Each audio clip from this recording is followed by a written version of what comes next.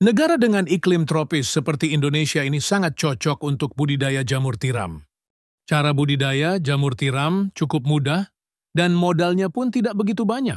Bagian yang paling sulit saat ini untuk budidaya jamur tiram adalah membuat baglok, yakni media tanam yang sudah berisi bibit jamur.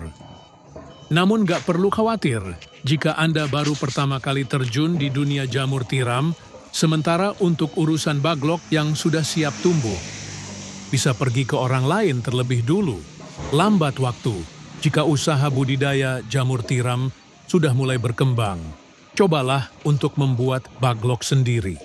Nah, langsung saja inilah beberapa persiapan dan cara budidaya jamur tiram versi Jamur Ganteng Official. Yang pertama, menyiapkan kumbung. Kumbung ialah semacam rumah untuk jamur, yakni tempat untuk manaruk dan merawat baglok hingga tumbuh jamur siap panen.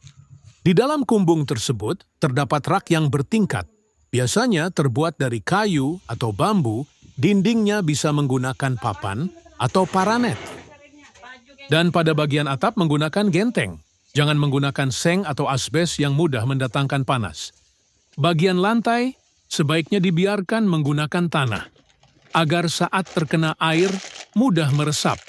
Sedangkan untuk ukuran rak, bisa Anda sesuai sendiri tergantung ukuran kumbung dan baglok yang akan dibudidaya.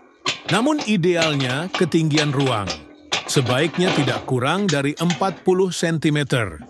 Rak bisa dibuat 2 hingga 3 tingkat lebar.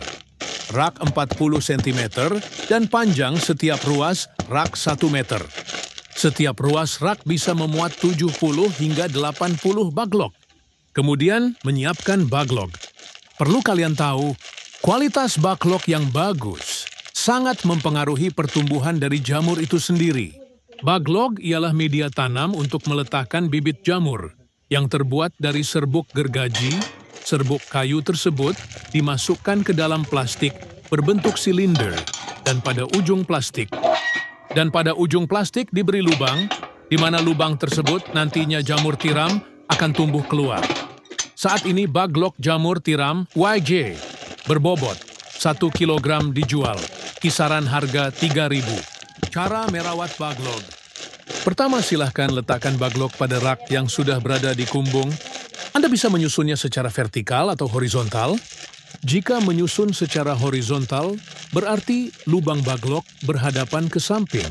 Sedangkan jika secara vertikal, maka lubang baglok menghadap ke atas. Namun biasanya, untuk para pemula lebih milih untuk menyusun baglok secara horizontal. Hal ini dilakukan agar tidak ada air yang masuk secara berlebihan saat nyiram baglok dan proses panen pun bisa lebih mudah. Kapan penyiraman dilakukan? Penyiraman penyemprotan dilakukan setelah panen pertama jamur tiram. Baru dilakukan. Penyiraman biasanya dilakukan sebanyak 3 kali dalam sehari. Lakukan penyiraman dengan sprayer atau sistem kabut frekuensi. Penyiraman 2-3 kali dalam sehari tergantung suhu dan kelembaban kumbung. Proses panen.